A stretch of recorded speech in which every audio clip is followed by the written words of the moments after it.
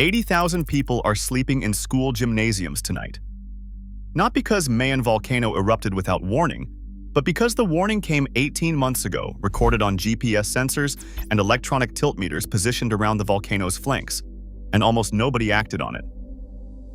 The ground started swelling in June of 2024. Not at the summit, not at the crater. At the eastern and northeastern flanks, deep in the body of the volcano, where fresh magma pushes outward against the rock from the inside. The Smithsonian Global Volcanism Program logged it. Philippine volcanologists logged it. The deformation spread west. It spread southwest.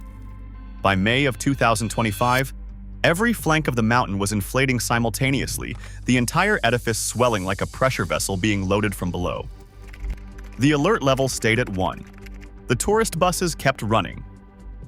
Then, in early December of 2025, volcano observatory cameras trained on the summit dome picked up something specific: dark lava spines.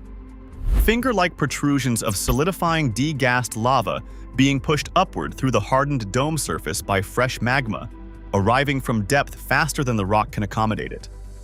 3 weeks before any public warning was issued, the volcano was physically showing the signature of a new magmatic pulse, forcing its way toward the surface. The spines were confirmed again days later. By the final day of 2025, 47 rockfalls had been recorded in a single day, the highest daily count of the entire year. The alert level was still at 1. On January 1, 2026, Philippine volcanologists raised the level to 2. 6 days later, at 12:26 in the afternoon, a pyroclastic density current, a superheated avalanche of fragmented rock, gas, and ash, traveling at hundreds of kilometers per hour, descended the southeastern flank of the volcano. The alert went to level 3. The evacuation of the 6-kilometer permanent danger zone began, and the eruption that has now been running for more than 40 consecutive days began its clock. Here is what is happening on the surface. Lava is flowing down 3 of Mayon's 40 radial drainage ravines simultaneously. The eastern drainage has an active flow that has already reached 3.8 kilometers from the summit. The southeastern drainage is at 1.6 kilometers. The southern drainage is at 1.3 kilometers. The historical maximum documented lava flow distance at Mayon is 8.5 kilometers, recorded in the geological deposits of the eastern drainage channels. The eastern flow is currently sitting at nearly half that historical maximum, advancing under purely effusive, non-explosive conditions. The farming communities sitting between 4 and 8 kilometers from the summit are outside the current exclusion zone. They are inside the path of the longest lava flow in Mayon's recorded geological history.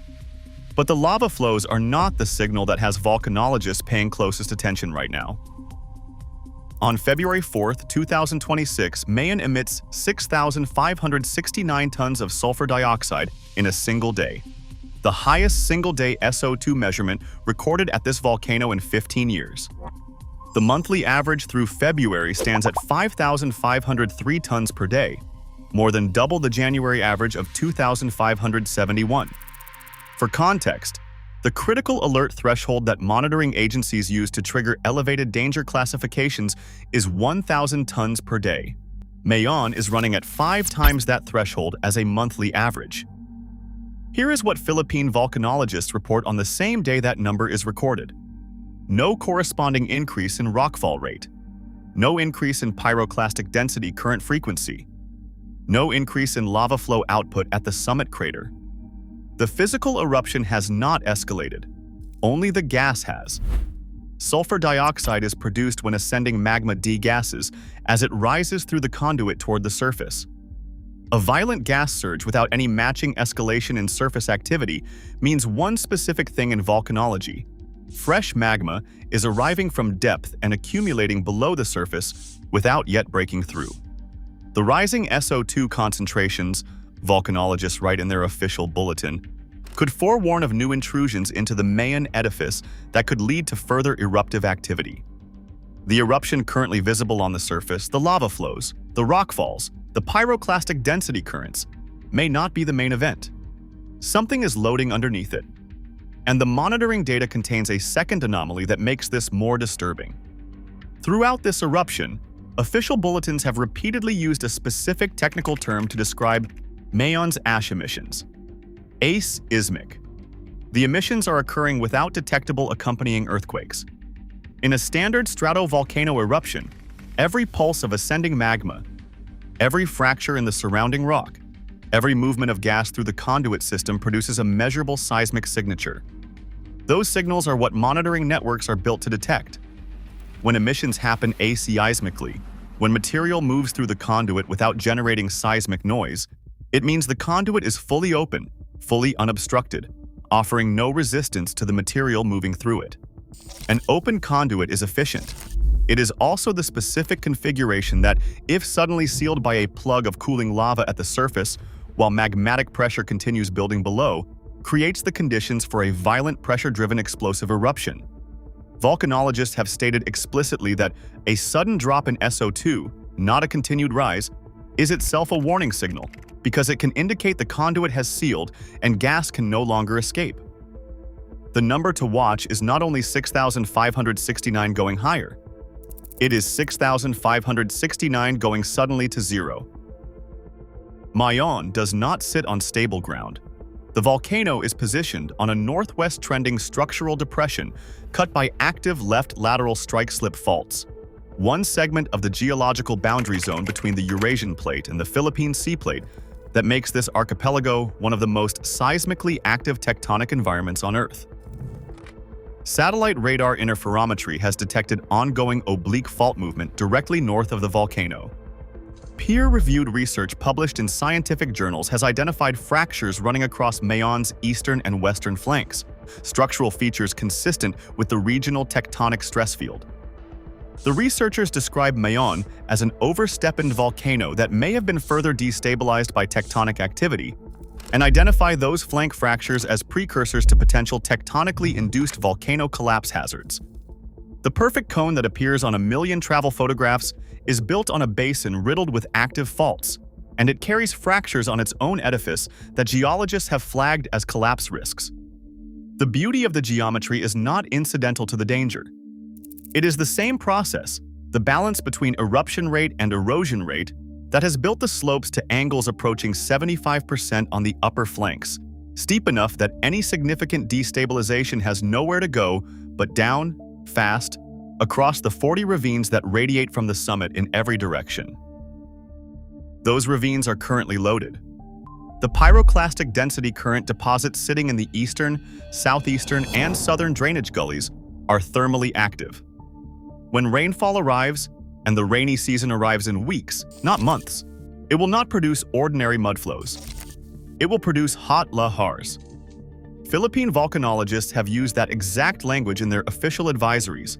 Hot lahars, flows of scalding volcanic debris that can cause severe burns and life-threatening injuries on contact. This is not a theoretical future hazard. In 2006, when a powerful typhoon made landfall over the region and drenched Mayon's slopes with catastrophic rainfall, lahars from the volcanic drainage system buried entire farming communities under meters of superheated mud and boulders, killing hundreds of people who had survived the eruption itself only to be killed by the rain that came months later. The current pyroclastic density current deposits in those same channels are fresher and more voluminous than the deposits that generated those 2006 lahars.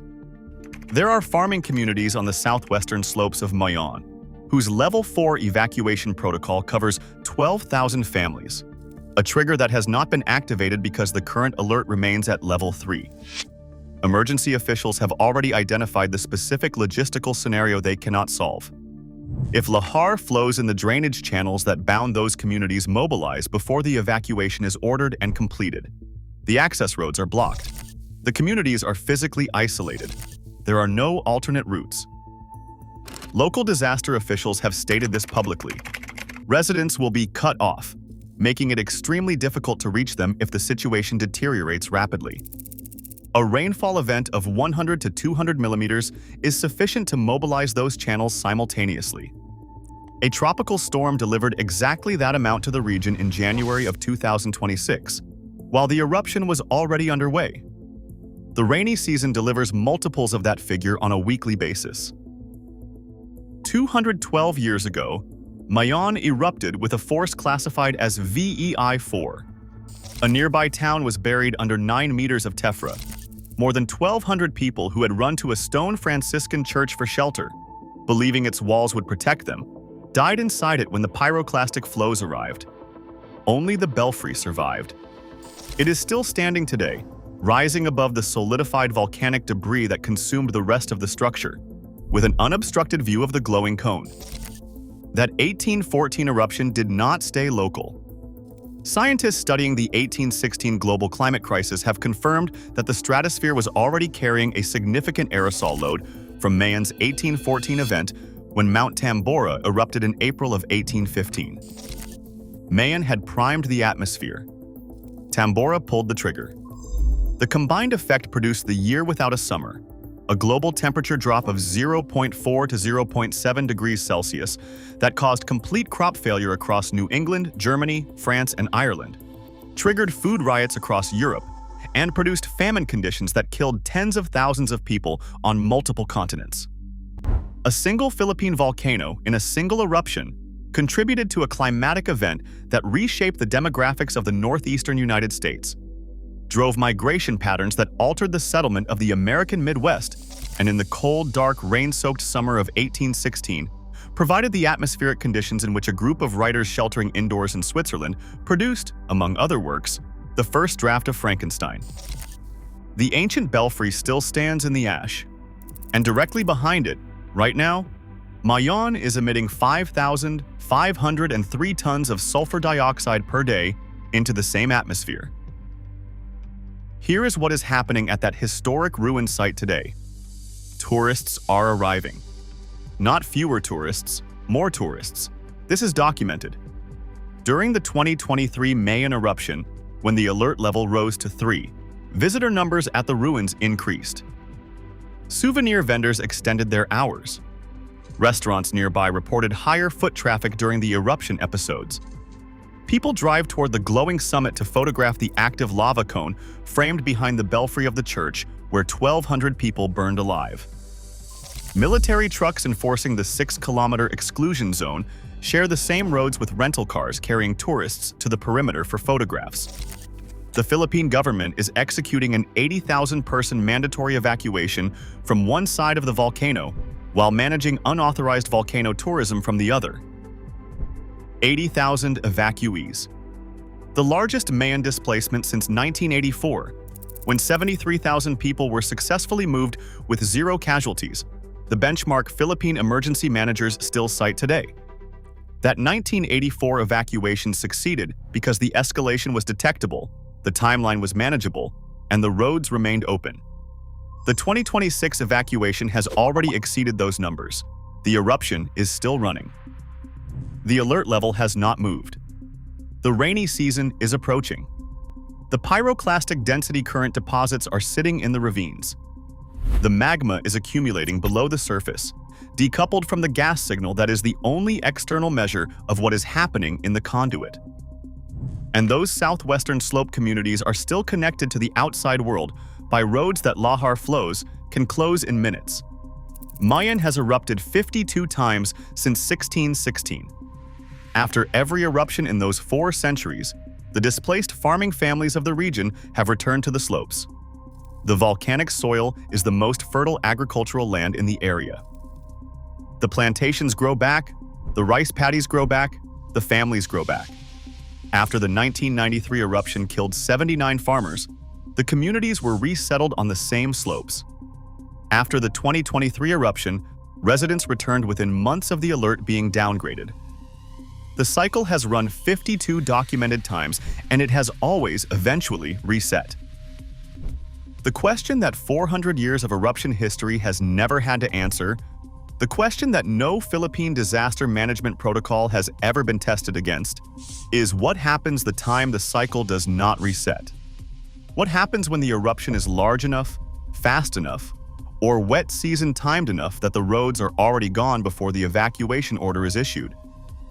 What happens when the conduit seals and the SO2 reading drops toward zero on a day when 80,000 people are already displaced and the remaining population in the extended danger zone has not yet been told to leave? The sensors are running, the GPS stations are recording, the tilt meters are measuring. Somewhere beneath the perfect cone, in the magmatic system that has been loading since June of 2024, the pressure is either continuing to build or it is not. The monitoring network will know which one it is approximately 20 minutes before anyone else does. That is the margin. 20 minutes, and the roads to those isolated communities take longer than that.